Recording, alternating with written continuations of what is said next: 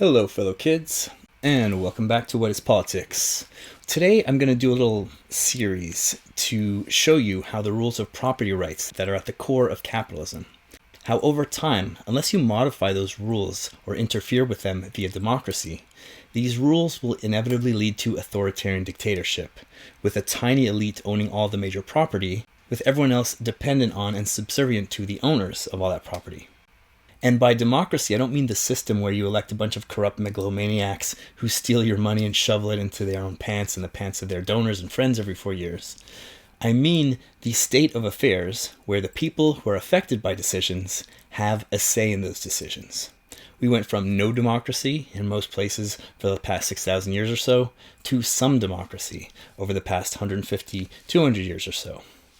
And because of that democracy, including union organizing and organized public pressure campaigns and involvement, that wealth that was generated by the Industrial Revolution ended up spread more equally than it had been ever in the history of civilization. And the zenith of this more egalitarian distribution was from the 1940s until the late 1970s. And then, since the 1980s or so, we've been slowly going back to that ancient exploitation civilization model as we see democracy decline and the power and input of ordinary citizens starts to decline. And correspondingly, we see inequality increasing more and more. Some of you might already be familiar with the concept called the Matthew effect, which is the idea that small advantages accumulate and snowball over time into bigger and bigger advantages, making it harder and harder for people without a head start to catch up. And this effect is noted in different areas of life, but we're interested here in the advantages of wealth and power. You can think of wealth and power like gravity and matter. Wealth and power just keep attracting more and more wealth and power over time. In our society, you can be the biggest imbecile imaginable, with no business skills, no work ethic, total crackhead. But if you have $1 billion and put it all in an index fund, you'll just be making tens of millions of dollars a year from doing absolutely nothing. Just by having money to begin with, you'll be collecting tens of millions of dollars each year. And most ultra-wealthy people are not total imbeciles. They're making way more than that. And because of our inheritance system, which is part of our private property system, this effect works across generations. I always talk about how in Britain, the richest families today, most of them are descended from the original Norman conquerors of the year 1066. The people who were the ruling class in 1066, their kids are still the ruling class, the richest people in Britain today, more than 1,000 years later. Now, I gave this analogy to the laws of gravity when it comes to the accumulation of wealth. And people usually think that the Matthew effect, the tendency of wealth to just accumulate, is just the laws of nature in action. But in reality, it's entirely the result of our specific regime of unlimited property rights, which we completely take for granted like the air that we breathe, but which is actually a creation of the state, and basically cannot even exist without a state, as we'll see later. So the first thing we need to understand is that there's a big difference between markets, where people voluntarily exchange goods and services that they own, and capitalism, which is the economic system that is based on the rules of unlimited property rights that we take for granted, but which are entirely a creature of the state. And I'll be arguing here that markets are inherently part of a democratic society, but only in conditions of relative equality.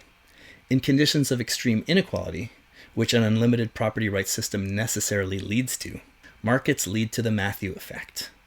Markets are people playing the game, and the property rights rules are the rules of the game. Bad rules make for shitty games. Boxing is boring if featherweights are fighting heavyweights. Soccer is stupid if you can pick up the ball with your hands and punch people from the enemy team. Now, me criticizing property rights while celebrating markets isn't just some wacky, crazy stuff that I made up. You can also see the same sort of mentality in the work of Adam Smith, the OG theorist and champion of free markets.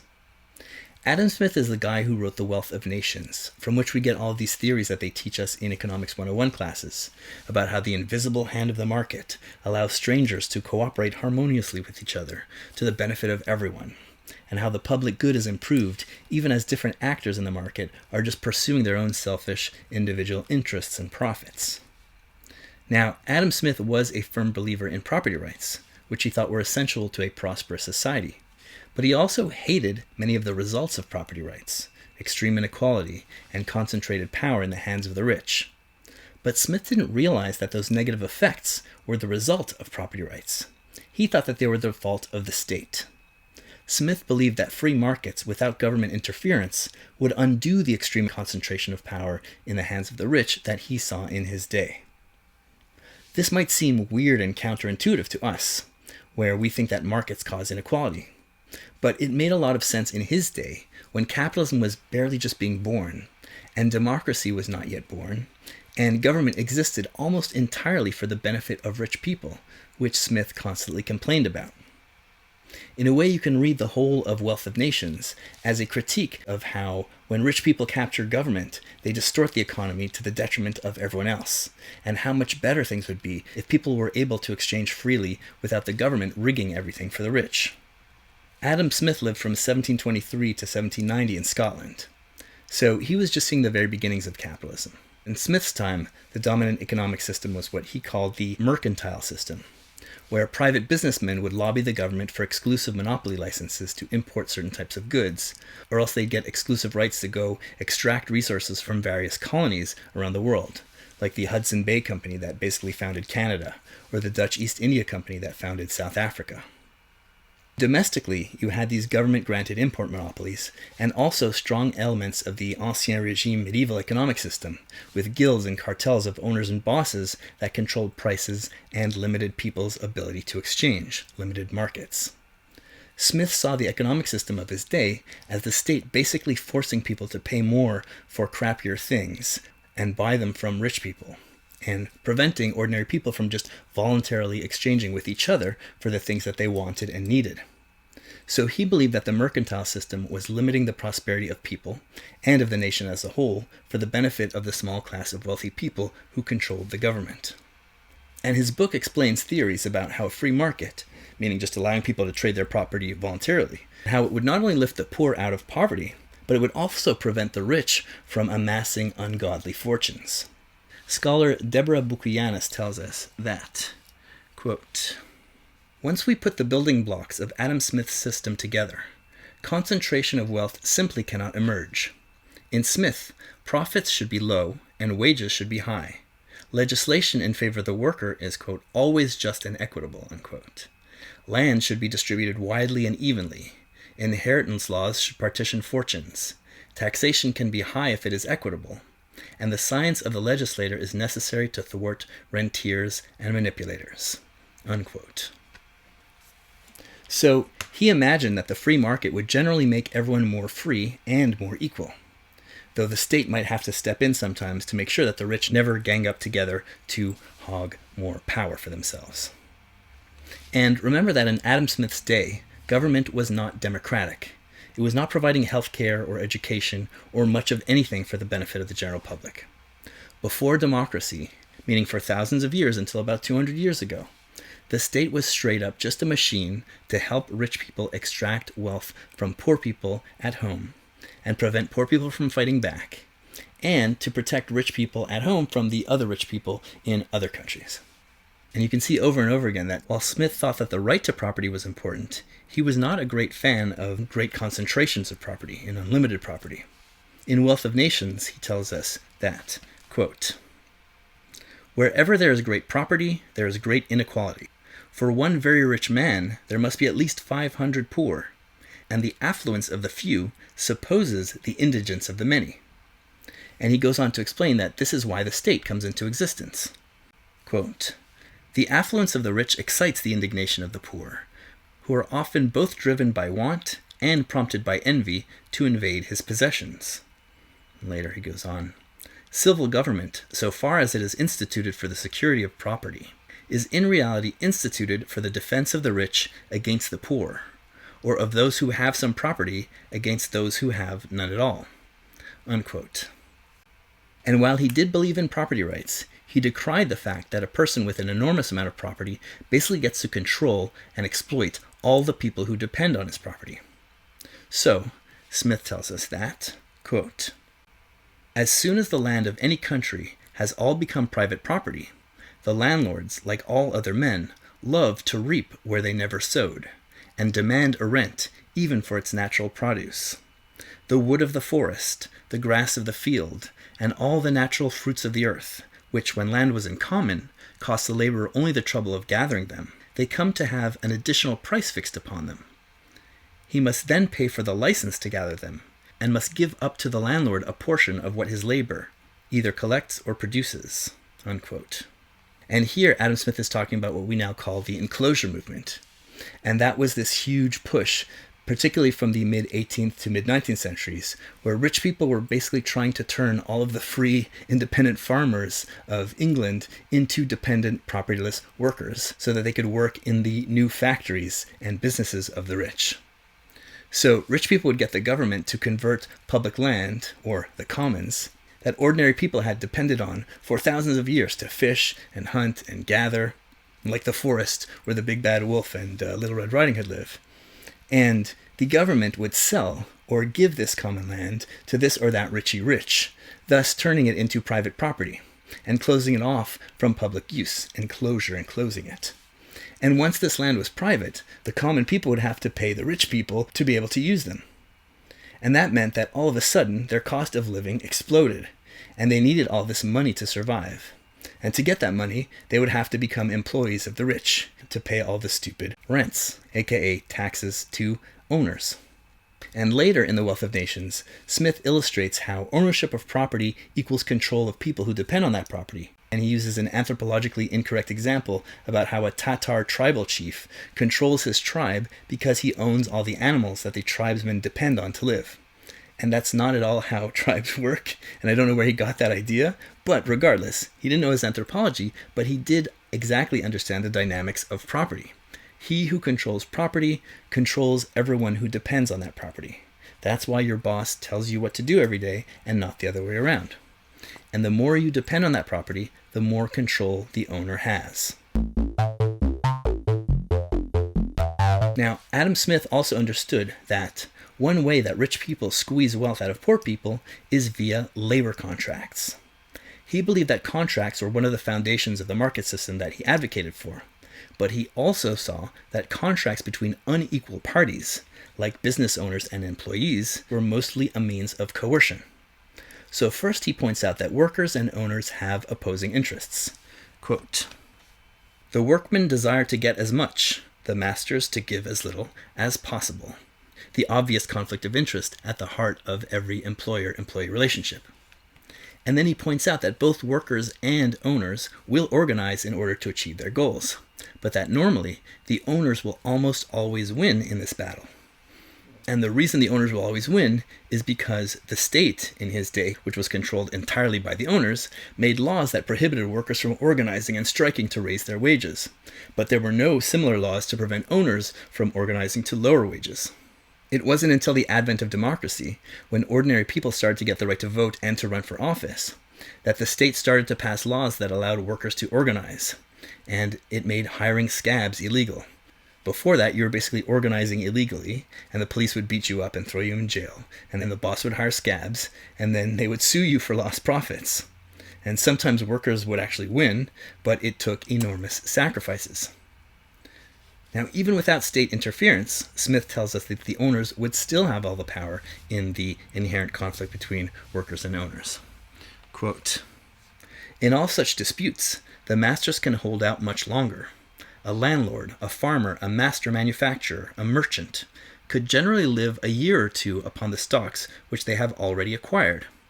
Many workmen could not subsist a week, few could subsist a month, and scarce any a year without employment.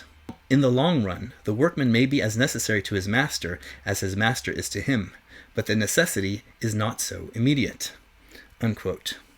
The owner's ownership of property that his workers need in order to live gives him an enormous advantage.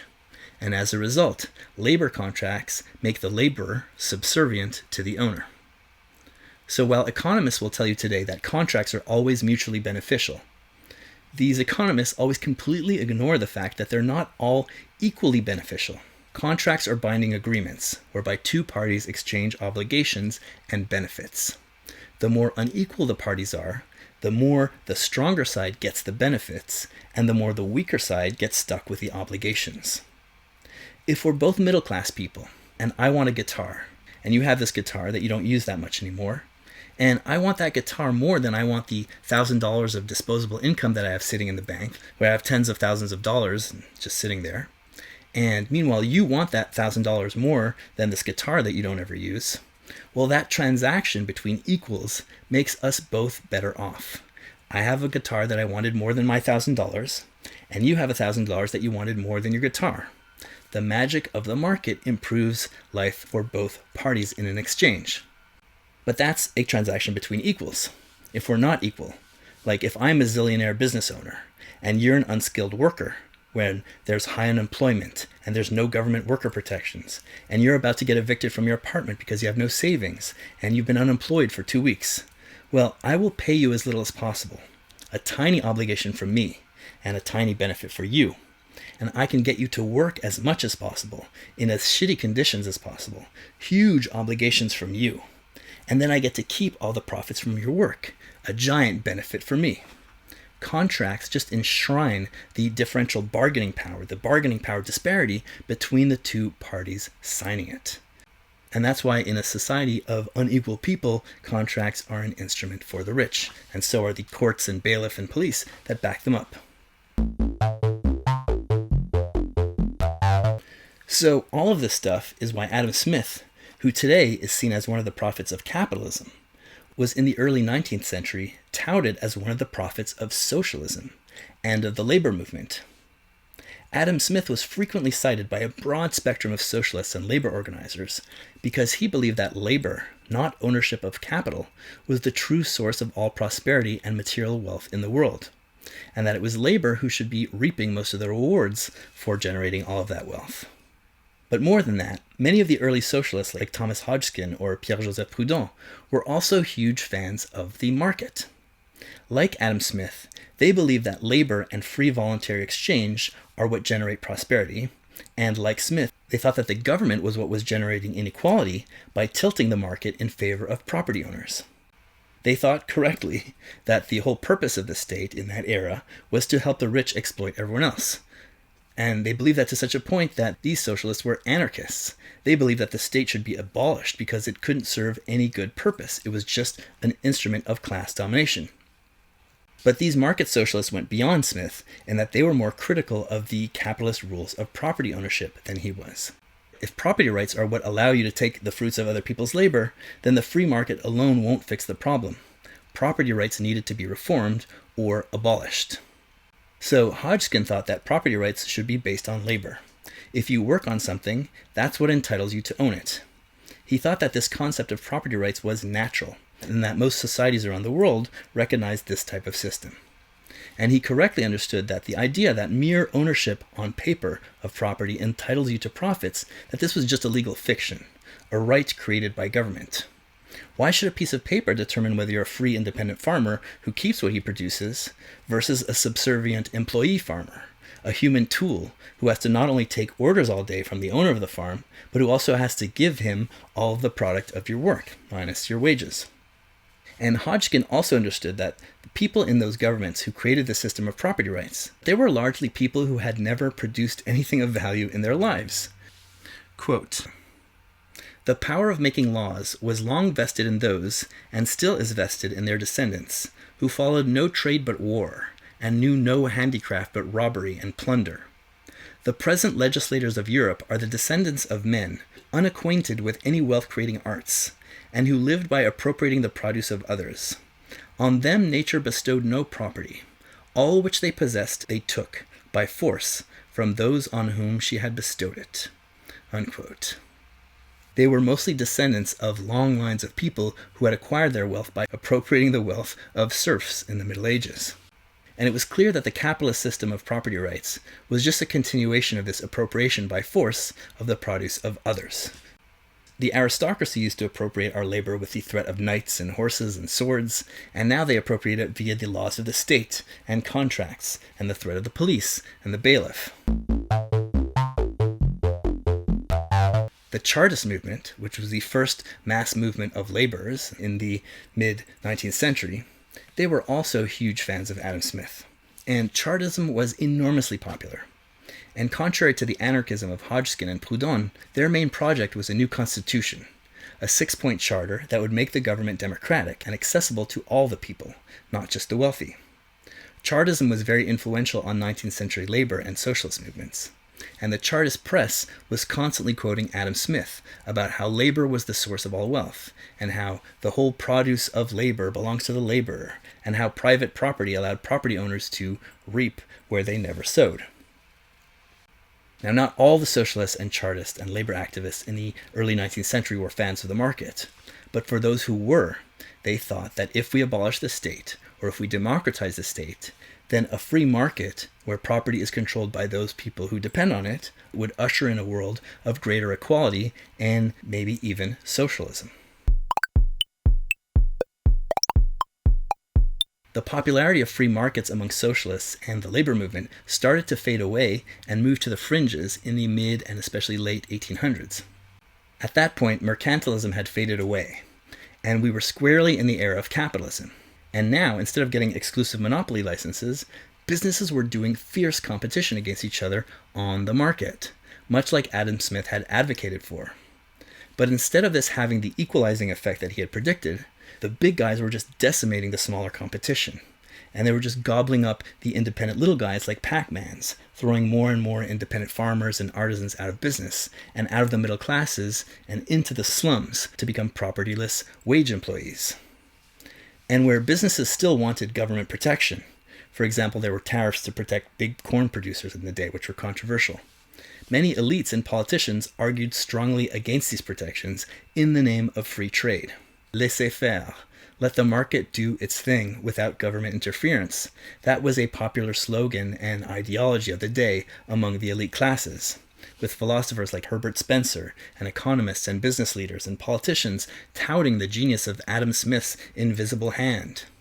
They described the magical laws of the free market as nature doing its thing, and they warned us that any interference with the natural laws of the universe and of the market would create all of these perverse outcomes. People would become weak, the nation would become less prosperous, and everyone would be worse off.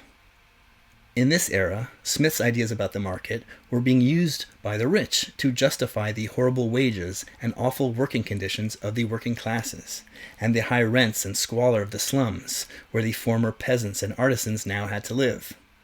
And Smith's ideas were also being used to resist the growing cries to regulate wages or working conditions or rents that were coming from the labor movement and from social reformers. Now, the state in the mid and late 19th century was, of course, still interfering massively on the side of business and the wealthy. First and foremost, it was enforcing the rules of unlimited property rights, and the general population was basically paying taxes to fund the court system and the police system that benefited property owners against workers and the poor. For example, it used to be a breach of contract to quit your job in the 19th century, and you could be thrown in jail or made to pay compensation to your boss. At that point, Adam Smith's commercial society was no longer a dream of a freer future that would generate more equality and opportunity. Now it looked like it was a reality. And for a growing number of people, that reality was a nightmare, destroying the independence of the poor and middle classes and forcing them into servitude to the rich. And now that the rich and their philosophers and economists were all touting the wonders of market competition and market freedom, the market became strongly associated with all of the ills of capitalism. So more and more the market and the state and the rules of capitalist property rights were seen as one inseparable kit and caboodle, the tools that the rich use to run everything and control everyone. There was now a new generation of labor leaders and socialist thinkers, like Karl Marx and Marx and Bakunin. And these were the intellectual leaders of the biggest strands of socialism at the time, Marxism and anarchism.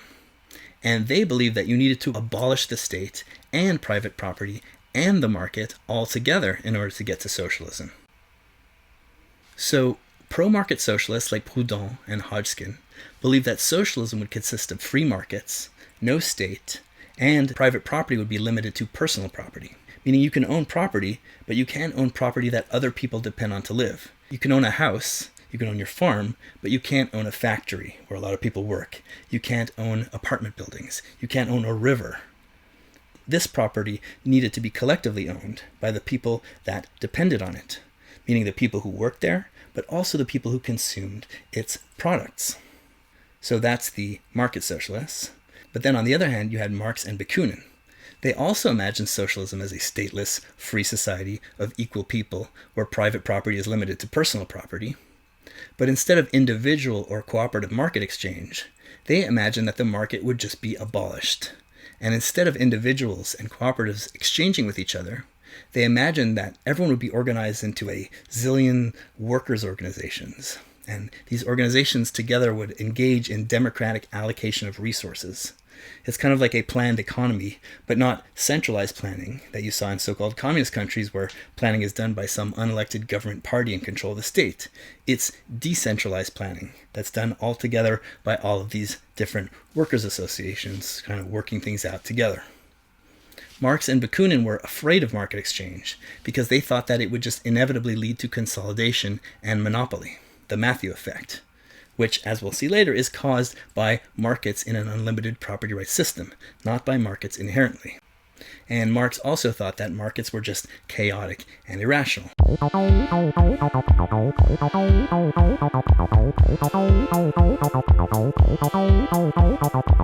So far, I've made the claim that markets can be separated from the unlimited private property rights system that's at the heart of capitalism. I outlined how Adam Smith and some of the early socialists thought that markets would work in conditions of relative equality. And I've made the claim that the reason that the market didn't end up working the way that Smith expected is because of our property rights system, which instead delivers us the Matthew effect. And I've also made the claim that the reason that we've had a few decades of growing prosperity and freedom for people in the rich countries, instead of just the runaway Matthew effect, is because we used democracy to curb property rights. What we're going to do next time is I'm going to define what markets actually are and what the rules of property rights and capitalism actually are. And we're going to look at how markets and property rights have worked in other societies around the world. And then I'll do a thought experiment and compare two imaginary societies, one that operates based on our unlimited property rights system, and one that operates based on a different, more traditional set of property rules. And we'll see how the unlimited property rights rules, unrestrained by democracy, ultimately lead to the Matthew effect, with one person or group owning almost all the property in the entire society, and with everyone else becoming a dependent, exploited class working for the benefit of the owner class. And then maybe I'll propose in some very general terms some ideas for alternative rules of property rights which might be appropriate for an advanced industrial democratic civilization like ours, so that we can actually start imagining a better future instead of just desperately grasping to these pathetic, retrograde 20th century zombie crap versions of socialism that most people seem to be stuck on, which is one of the many reasons why I think the left is so unpopular these days. So we're going to help clean up all the crap and put forth something that normal people can actually imagine and get behind. Until then, send me some damn money. Links are in the show notes. I really think I'm doing something special and hopeful here that no one else is exactly doing on a whole bunch of different subjects. And until next time, see ya!